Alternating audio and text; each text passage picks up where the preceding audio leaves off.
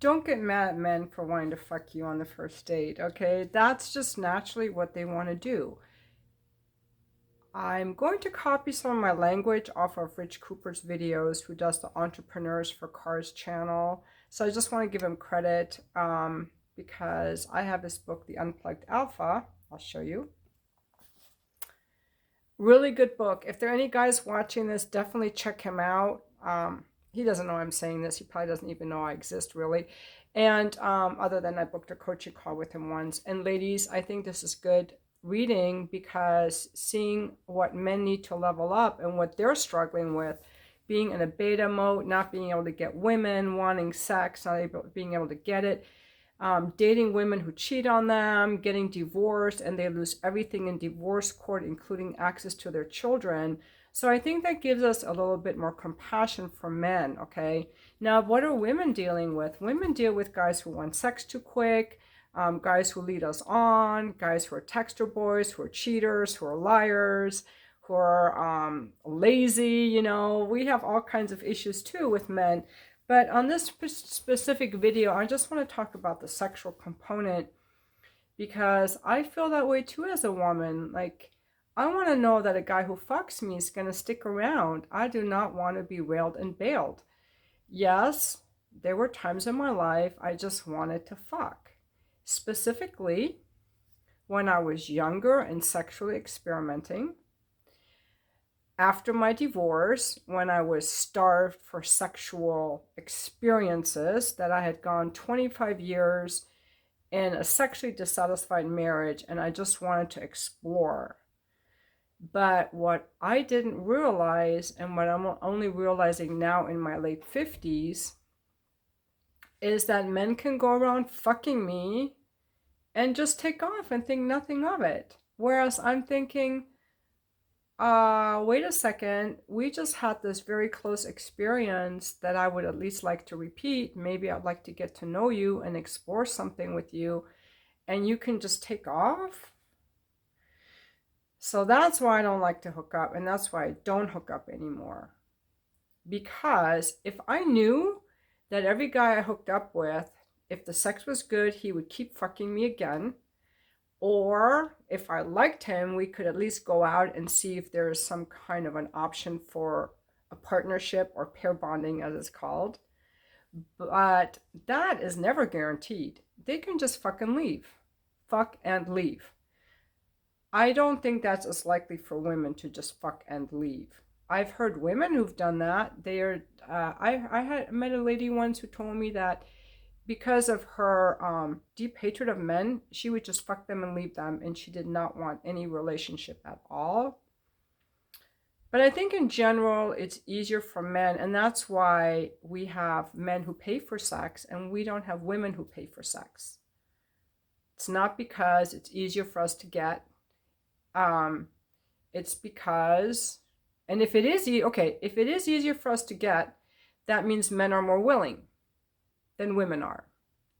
We know that. Men are more willing than women are to have casual sex. I'm pretty sure of that. That's my experience from being on dating sites, from talking to women, and as an escort. How many male escorts are there? Very few. And if they are, they're not very busy, okay? Now, the reason that men pay for sex is because men, like Richard Cooper says, women are beauty objects to men, and men are success objects to women. So, ladies, I want you to think about it this way. Couple things. First of all, don't get mad at men for wanting our bodies, because that's in their nature. That's what attracts them to us. Our beauty and our sexuality is what draws them in. The same way that we're drawn to their success. We are hypergamous. We want a man who is on the socioeconomic scale at our level or above. Women do not date down. Women do not date down. We date across or up. So on the socioeconomic level, education, income, status, power. Okay, we want up. And men want our bodies. And they want probably up on the look scale. If a guy thinks he's a 7, he wants a woman who's a 9 probably. So in the same way that men don't want us to just go after their money. We don't want them to go after our bodies. What is the way to know? I think the only way to know is to get to know someone and see what they really want. Now, if you just want to be a sugar daddy for a woman or hire an escort, then that's very clear. Then you just do that. Or if you just want to have sex with a guy or just have sex, just be upfront and do that. But if you're looking for a relationship, don't be surprised if you don't know if someone just wants you for your body or just someone wants you for your money. You're going to have to get to know that person and find out and get to know them. But let me just talk to the women about the sex part. I used to think, this is so naive of me. Okay, if when a man is really turned on by you, super turned on, he's really into you, he's going to be so present and so focused and so attentive. And a man's attention on us, a man's sexual attention on us draws us in. That's why I always tell guys, if you're friend zoned, it's because you left your dick at the door. You have to bring your dick with you, guys. If you're a beta guy, start bringing your dick with you. If you don't show your sexual desire for a woman, she's not going to think you're interested. Ladies, leave your comments. I want to hear what you think about it, because if a guy is just being nice to me and not showing any sexual interest, I'll think he just wants to be friends or he's gay. If I feel a sexual interest in me, the way he looks at me or flirts with me or says something, then I'll think he's straight. If he asks me out, I'll figure he's interested. But I've gone on these coffee dates with guys I hooked up with where they're so into me and so focused on me. And I've even had clients like that on occasion. And I think, this guy must really like me. But let's not be confused. It's not just me. I have a friend who's single and dating. She's my age. And she's like, oh my God, this guy was really into me. He kept kissing me. He wouldn't stop kissing me. And this woman doesn't hook up, so it was just kissing. And then the next day, he's like, I'm going to date somebody. I found somebody I want to be exclusive with, so no second date. And she said, how could he kiss me so intently and so passionately and not want to stop if he had this other woman he was really into? Ladies, do not confuse a man's sexual interest in your body for an interest in you. Let me repeat that.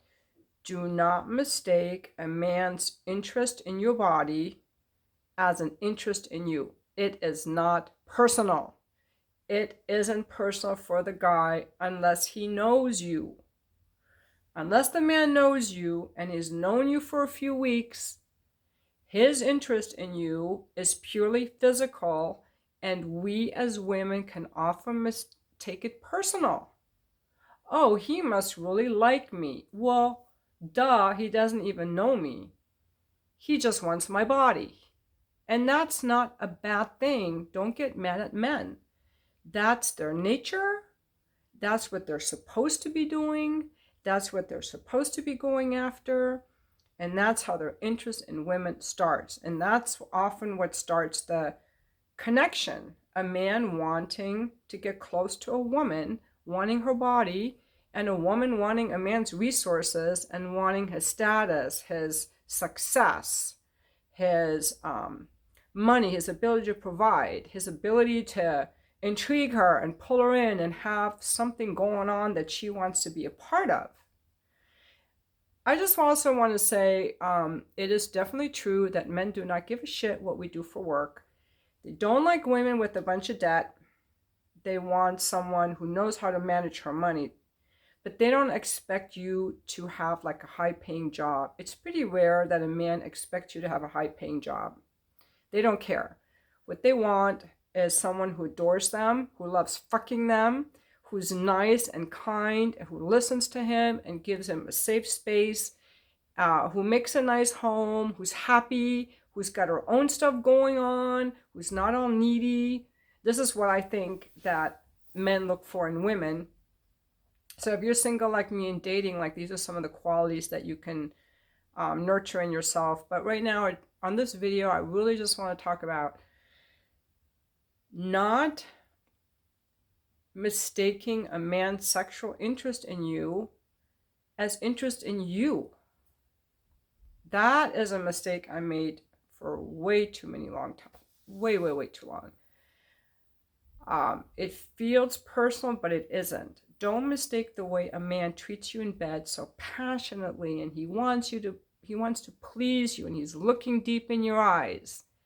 Don't mistake that. That's not personal. That's how he likes to fuck. He wants to be passionate, and that's how he's going to fuck everyone, or almost everyone. It's not personal unless he knows you. So, I don't believe in all that stuff of you should wait to have sex until this, or this. That's all up to you. But as a conclusion, if you want to avoid the guys who rail and bail and who pump and dump, or whatever the acronyms are, if you want to fuck the guy who wants to fuck you because he knows you and he likes you, you have to give him a chance to get to know you and get to like you. And that takes time. It takes dates and space between dates. So if you have sex with a guy on the first date and you never hear from him again, there's nothing surprising about that. I wish people would have told me that when I was younger. But even so, what are some ways to keep yourself from getting attached? And now I'm going to talk about what they call, what Richard Cooper calls one-itis, I guess. That's pining after one person. I made a video about this before. There's a woman called Jenna Ryan, I believe. It's Self-Love You on YouTube. She made a really great video. It had over 1 million views. I'm going to link her video below, and so you can go and watch it.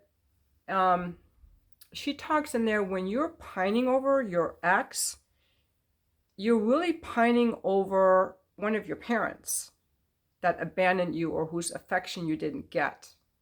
It's not about that other person. You don't even know that person, or that person already left you, or you're pining after someone who doesn't want you. You are probably reenacting some childhood pain of wanting a parent who wasn't available to you, or caregiver who wasn't available to you. You're pining after love that's unavailable. Realizing that is totally gonna cut that tie. Now you can take it home to yourself and see, well, what is it that I need to comfort myself and give myself that love that I didn't get in that moment as a child? It has nothing to do with this person who blew me off. That person who blew me off is not love. That ex you're pining after is not love. That person wants nothing to do with you. A healthy human behavior would be to say, well, if you don't want anything to do with me, fine, we're done. But to keep pining after someone who rejects you, that's what children do. They pine after their parents. They even pine after their abusive caretakers and protect them. And I know from reading personal development stuff and having coached people, people are very protective of their parents. It's hard for me to get people to admit that their parents have done any wrong. And refusing to admit that kind of holds people back in seeing what some of their pain points are. So I like people to look at that. Like, if you can even just be honest for a moment and think to yourself of 5 areas where your parents were not perfect. 5 things, either things they did, character flaws that they had, mistakes they made in raising you, especially when you were young. You have to be able to get there and look at that so that you can heal yourself. And so some of that will then help you in these kind of situations when you're pining after someone, some guy you hooked up with. I've spent a lot of time pining after guys who didn't want me, not knowing that I was just projecting something from my childhood. I don't even know. I don't remember consciously any childhood stuff where my parents rejected me and I longed for them. But I'm sure it happened, because the moment I made that realization, the cords were cut to some people I was pining after a little bit. You probably heard me make that video about that guy I met in October. And I was pining after him. It was this really helpless feeling of wanting this person who was unavailable to me. And it just fucking threw me for a loop. I just really started exploring like what was wrong with me. Why was I pining after this person? Why did I have this helpless, needy feeling for this loser? Someone to me who doesn't keep their word, I'm going to call him a loser. Maybe that's not the right word, but I do not like people who are wishy-washy, who just throw out words, whose actions don't match their words. That's just low-frequency energy I don't want. But even though he was doing that, I still wanted him. And so that was me reenacting some kind of a childhood thing. I hope this will help you in pining after guys. Now, what do you do if you're a single woman and you're horny and you want to fuck? Become an escort like me, I guess. That's what I do. I'm not going to have sex for free with guys who are going to just leave. There's nothing in it for me. Like, I don't find it fulfilling to have sex with men who I never see again. And I don't have sex with men for feeling validated or something. There are other things I use to feel validated. Maybe even making these videos is one thing. But I don't want to give them access to my body for free. I don't. When I was horny, I didn't care. It's just a dilemma, you guys. I just think it's a dilemma. I think it's a dilemma in our society that we have people want to fuck. Healthy people want to fuck. Healthy people want to fuck. And if you're single and you don't have a partner, you either can't fuck or you have to have this hookup sex situation. I don't have the answer. I really don't. What about all these people living alone? I've lived alone for almost 8 years. The last time I had a sleepover with a guy who wasn't a client, and even client sleepovers are rare, it's been years. I sleep alone. I live alone. I eat alone. I'm alone. I made peace with that, but I don't think it's the ideal human condition for us to live in these single home lifestyles and to not have people to fuck and to hold and to cuddle with. But, that's the card a lot of us are dealt, and maybe it's just time for us to learn to be self-sourced. Maybe we're called upon to be self-sourced, to be man and woman all in one, to learn to meet our needs all in one. I mean, until recently, our whole human civilization was based on being part of a tribe, living in community, living in tribes in the pre-agricultural age. And then after the agricultural age, living in families, multi-generational families. And then it went down to the nuclear family. And now it's people living alone. Like, we're getting more and more alone. Maybe we're called upon to just be whole and complete all in ourselves. I don't know. It's just, an interesting trend in our society that we just have to adapt to. And I don't have the perfect answer for you guys. If I wasn't an escort, how would I get sex?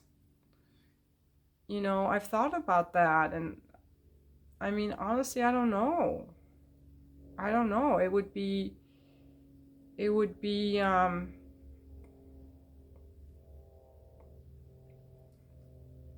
I have no idea.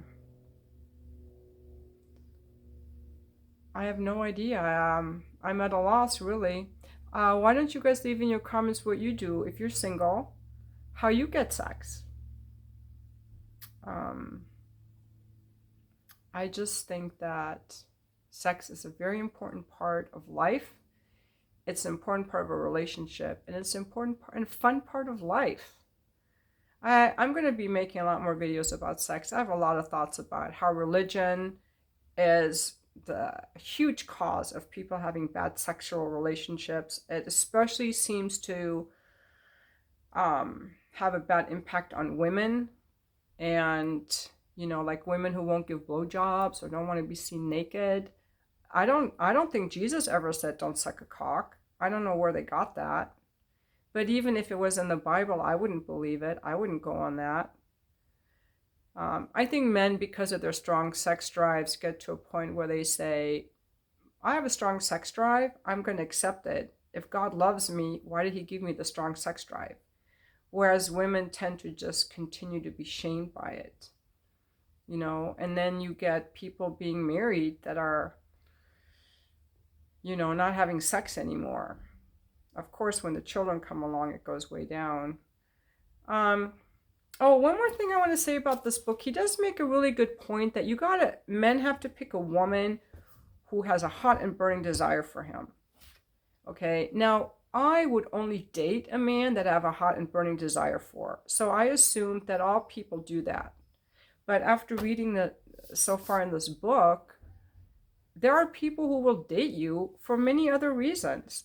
They want a companion. They want someone to take them out to dinner. They don't necessarily have a hot and burning desire for you, or maybe they're just not that interested in sex. It's really, really important to just date people who are as really, really into you. That has to be definite screening criteria. Because if a woman isn't really into you, she's not going to want to fuck you.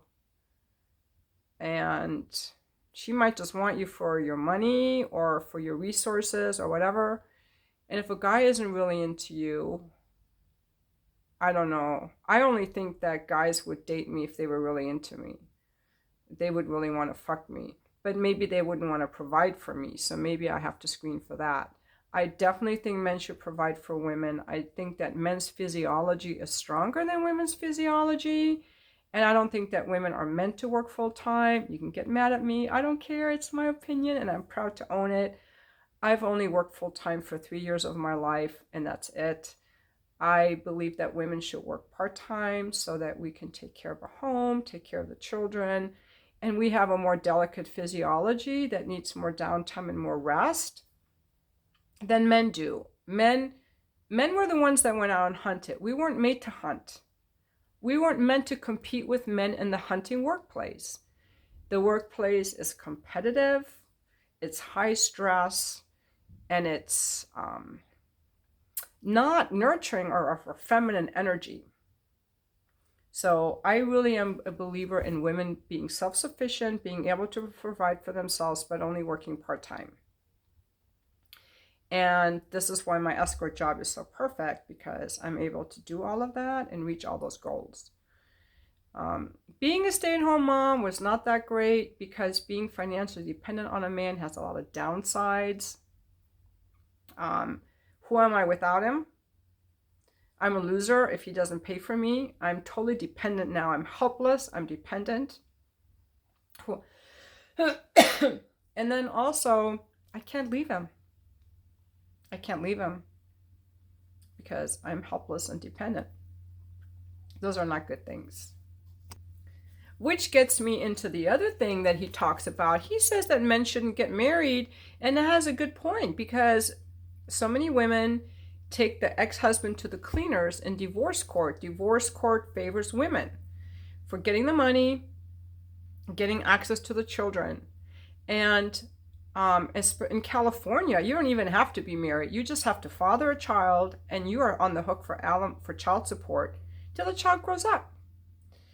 So, guys, wear your condom. Make sure you don't get a woman pregnant, and make sure that if you do get with a woman, get someone that isn't going to be like all vindictive in a divorce. Like I wasn't the best wife ever. I was critical and a lot of things.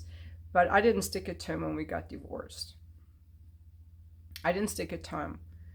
So I think what to look for is get a woman who takes responsibility, and when you have an disagreement that she doesn't try to stick it to you or retaliate, and a woman who doesn't feel like a victim.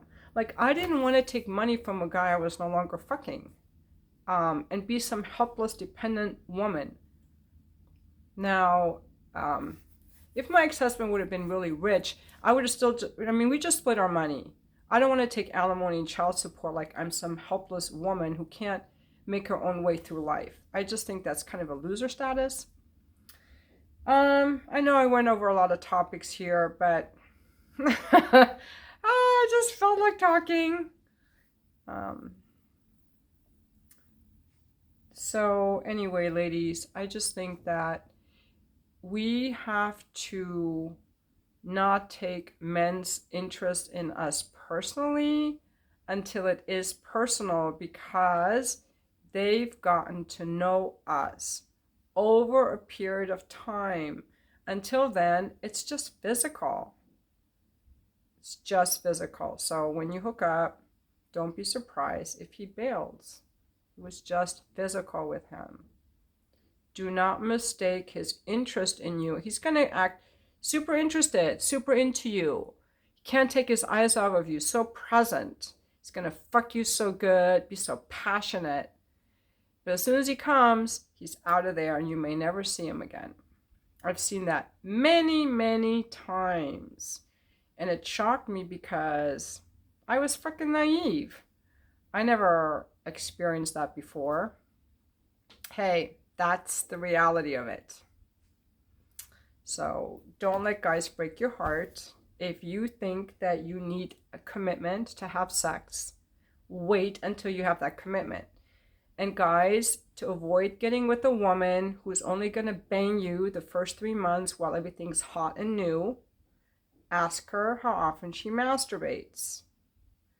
And make sure that her pussy is hungry for your cock. I hope YouTube doesn't ban me for being so blunt, but if she's not hungry for your cock and she doesn't love sex, the sex is going to stop pretty quickly. So, yeah, that's all I've got. I have to go pick up my food order now. I have to go. Thanks you guys for watching my video. Subscribe to my channel if you like what I have to say. If you want to work with me, I have my coaching business. The link is in the description box below. And also you can email me if you have topics that you'd like me to discuss on coaching, escorting, love, sex, relationships, marriage, parenting, whatever.